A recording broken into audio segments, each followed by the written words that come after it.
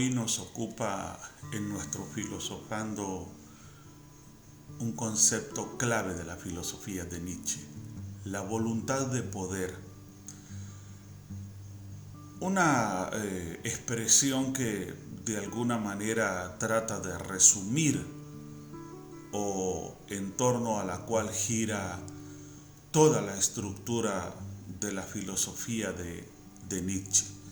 Así que de esta forma les doy la bienvenida a Senda Filosófica y les recuerdo como siempre que pensar bien no es un lujo, es una necesidad.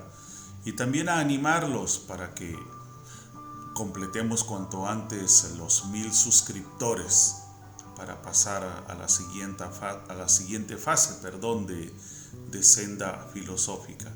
De esta forma les doy la bienvenida.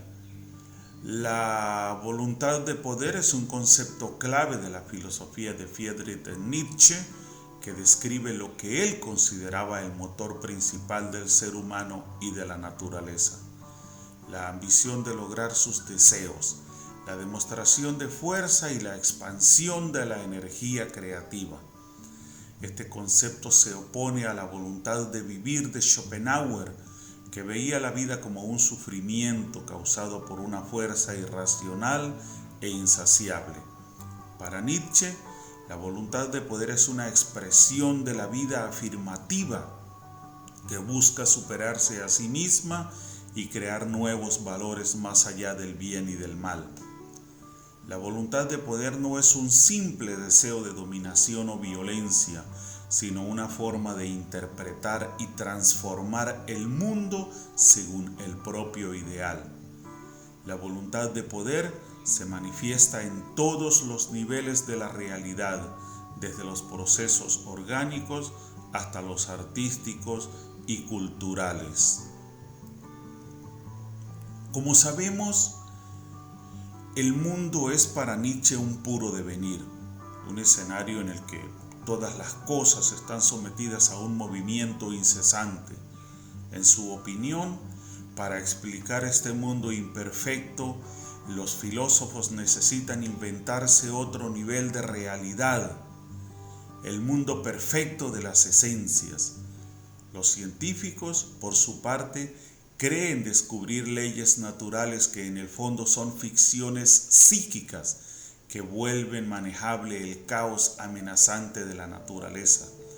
Frente a tales concepciones, Nietzsche elabora una doctrina que trata de respetar la riqueza abrumadora del mundo, la voluntad de poder. Se trata, al igual que el eterno retorno, de un simulacro de explicación que le sirve como coartada para, en última instancia, proponer una determinada manera de vivir. La voluntad de poder es un conglomerado en el que confluyen las representaciones nietzscheanas del mundo que han ido apareciendo hasta ahora. El dios Dioniso, que acoge en su seno todas las contradicciones, el río de Heráclito en constante fluir, los centros finitos de fuerza que componen el universo, el anillo del ser del eterno retorno. En el aforismo 1060 de la voluntad de poder encontramos su definición más elaborada. Abro comillas. ¿Y sabéis qué es para mí el mundo? ¿Tendré que mostrároslo en mi espejo? Este mundo, una inmensidad de fuerza sin comienzo, sin fin, una cantidad fija, férrea de fuerza, que no se hace mayor ni menor, que no se consume sino que solo se transforma, invariablemente grande en cuanto totalidad.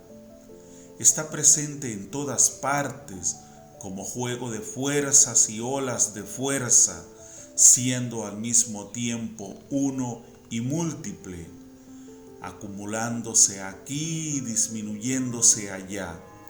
Un mar de fuerzas que fluyen y se agitan en sí mismas, transformándose eternamente, retornando eternamente, con infinitos años de retorno, con un flujo y reflujo de sus formas que se desarrollan de las más simples a las más complejas, de lo más tranquilo, frío, rígido, pasa a lo más ardiente, salvaje y contradictorio, y que tras la abundancia vuelve a la sencillez.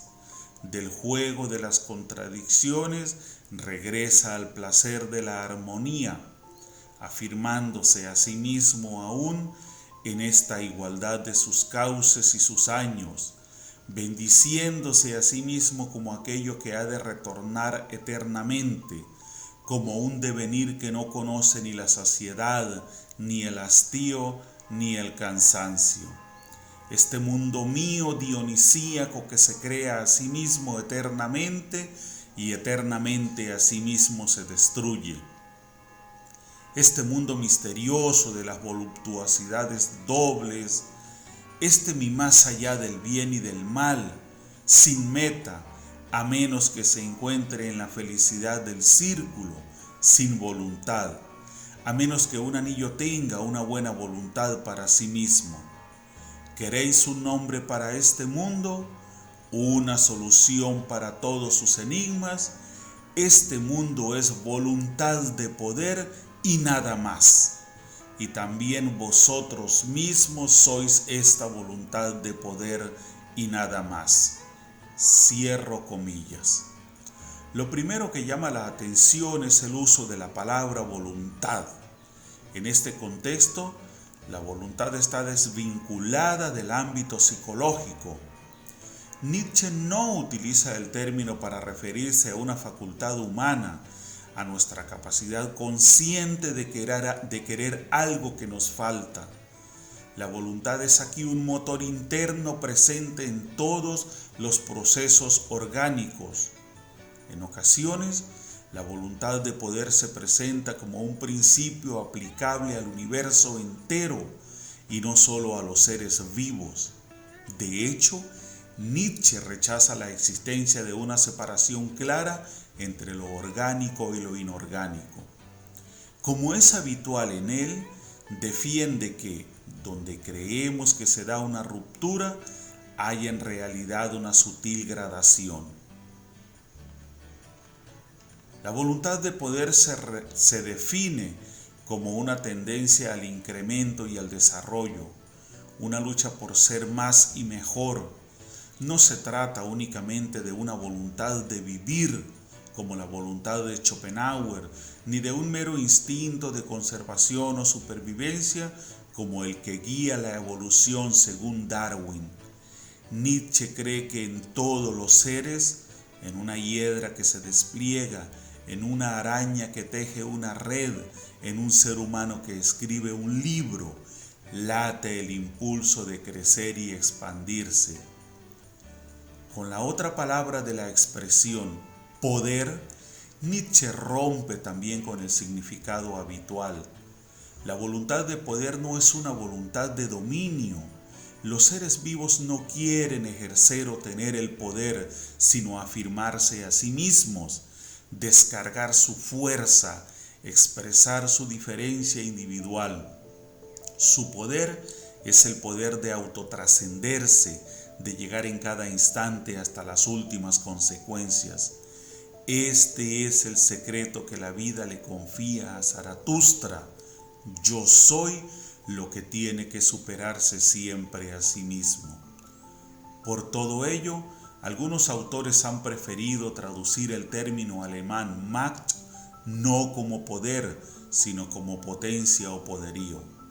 Estos vocablos recogen mejor el sentido que Nietzsche le quiso dar y dificultan que la voluntad de poder sea interpretada exclusivamente como un anhelo de dominación o sumisión, como es el caso de las lecturas superficiales en clave nazi o militarista. El mundo nietzscheano de la voluntad de poder tiene dos características fundamentales: la inestabilidad y la interdependencia. La realidad no posee de por sí ningún tipo de estructura o regularidad, sino que es esencialmente un enorme caos de fuerzas contrapuestas. Reducida a su mínima expresión, la realidad está compuesta de unidades de fuerza permanentemente enfrentadas las unas a las otras. Lo único que define a un quantum o unidad de fuerza es el efecto que produce en otro quantum de fuerza y el que recibe de él.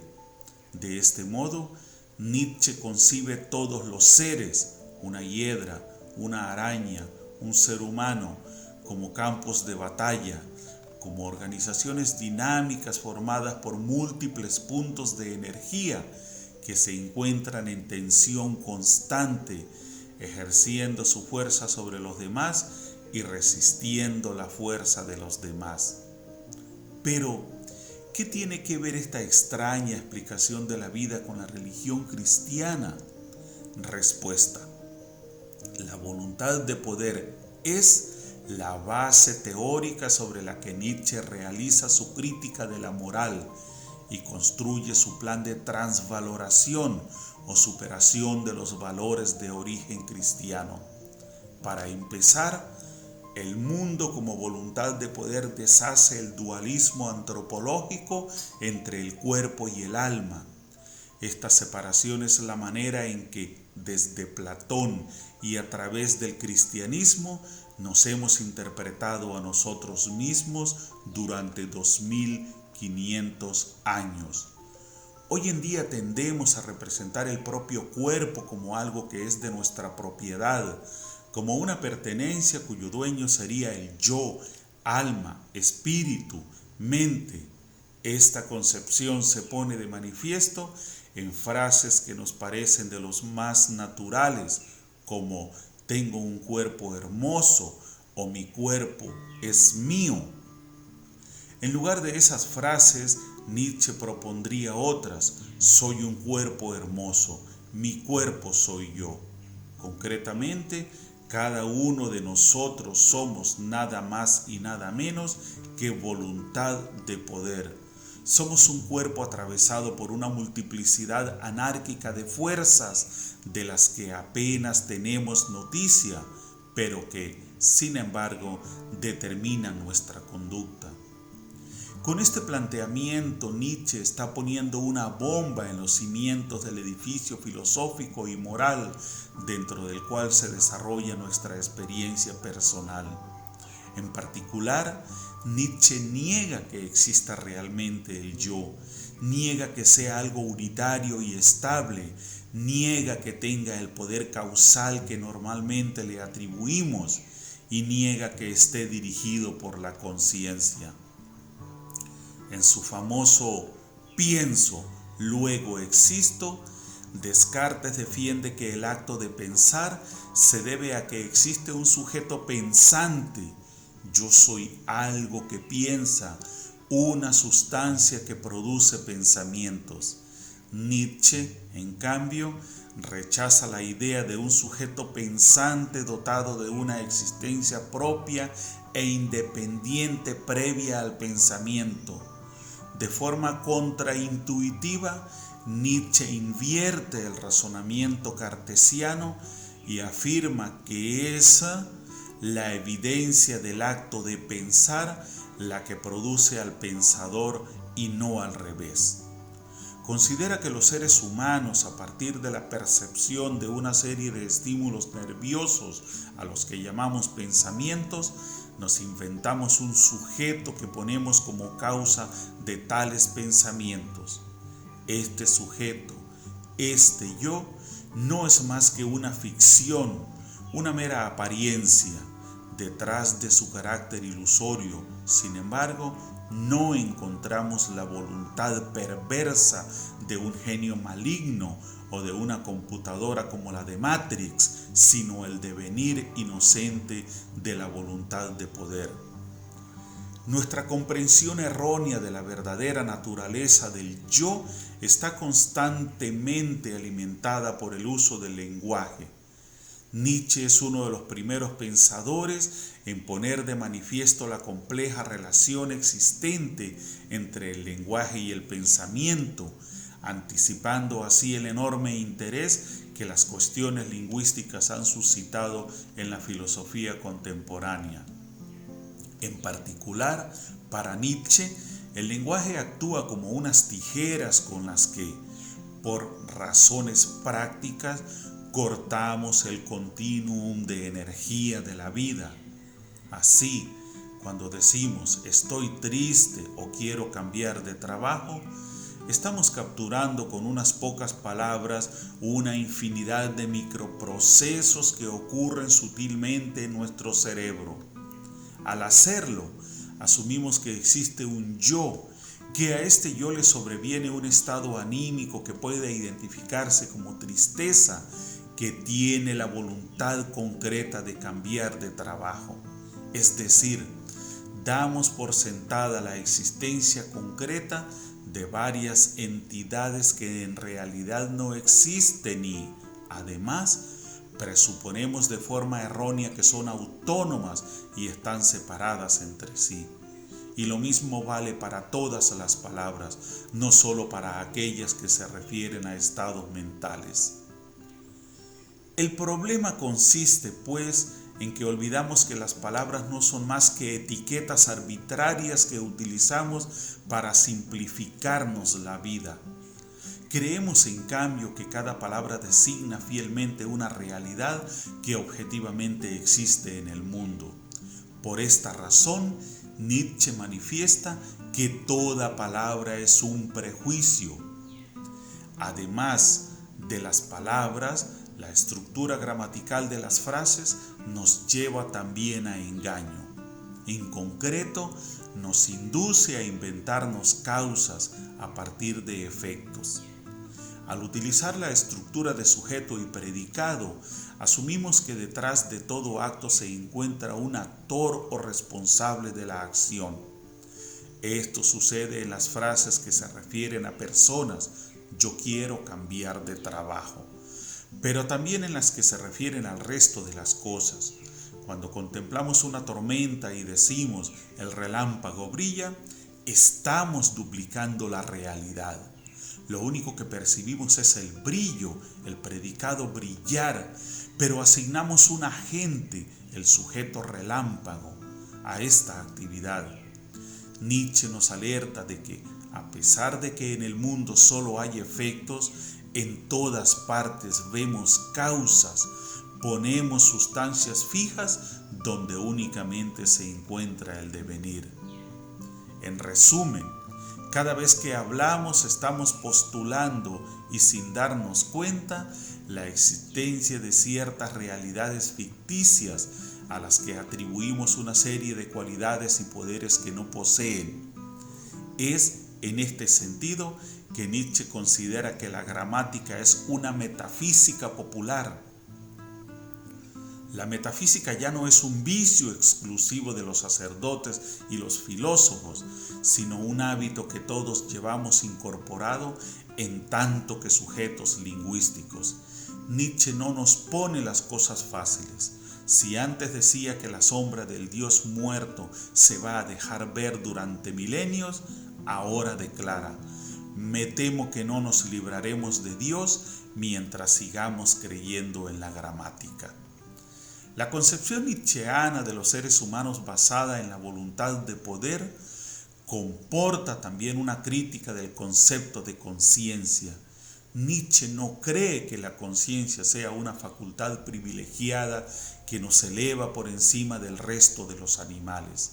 Es más, cree que es nuestra herramienta corporal más imperfecta y defectuosa, pues es la más reciente en el desarrollo de la especie humana. Nietzsche considera que nuestra actividad consciente depende de pulsiones que quedan fuera del alcance de nuestro conocimiento. Las sensaciones y los pensamientos son algo extremadamente insignificante y raro en relación con el incontable número de acontecimientos que ocurren en cada momento. Aunque nos pasamos el día identificando estados mentales que nombramos con palabras, estoy triste, quiero cambiar de trabajo, y actuamos conforme a tales estados, vamos a tomar algo con un amigo para alegrarnos, buscamos ofertas de trabajo en internet. Lo que verdaderamente explica nuestra vida interior y nuestra conducta sucede a nivel inconsciente. En este sentido, Nietzsche es un claro precursor de Freud y anticipa muchos de los desarrollos del psicoanálisis y la psicología cognitiva contemporánea. La crítica del papel de la conciencia le sirve a Nietzsche para disparar de nuevo contra uno de sus blancos preferidos, los filósofos. Aunque estos ejemplares humanos se presenten como los campeones de la racionalidad, como los dueños absolutos del pensamiento, en realidad la mayor parte del pensar consciente de un filósofo está guiada de modo secreto por sus instintos y es forzada por estos a discurrir por determinados carriles. Como vemos, el mundo entendido desde la óptica de la voluntad de poder lleva a Nietzsche a desmontar la creencia en que somos fundamentalmente seres racionales o espirituales, sujetos dotados de una conciencia capaz de ejercer su soberanía sobre los instintos, los pensamientos y las acciones. De alguna manera, Nietzsche, en una forma resumida, expresa como una idea de inutilidad, de esterilidad, que ha transcurrido prácticamente durante 2000 años, desde Sócrates, prácticamente, en cuanto a lo que es el valor de la religión, la filosofía y la moral. Para Nietzsche hay mucho de arrogancia, de prepotencia, incluso yo me atrevería a decir que hasta de ingenuidad, al asignarle esos valores o esas características de supremacía, de elementos orientadores inamovibles y contra los que no se puede discutir y que no son más que dogmas o prescripciones. Nietzsche considera que es momento de hacer como una especie de sacudida, como un partir de cero.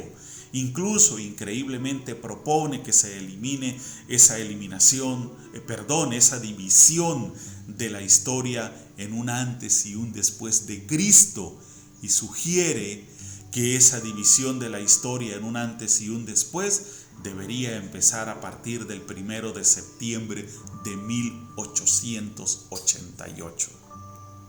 Entonces, en esta expresión suya de la voluntad de poder sobre la que he tratado en la disertación de hoy, Nietzsche nos invita a ser seres humanos nuevos, a deslastrarnos de todos esos esquemas tan rígidos, tan prescriptivos, apoyados en una supuesta razón como expresión máxima de superioridad absoluta, y que de alguna forma lo que hace a través del uso de la palabra, a través del lenguaje, es encasillarnos, encriptarnos y alejarnos de la verdadera forma de la realidad.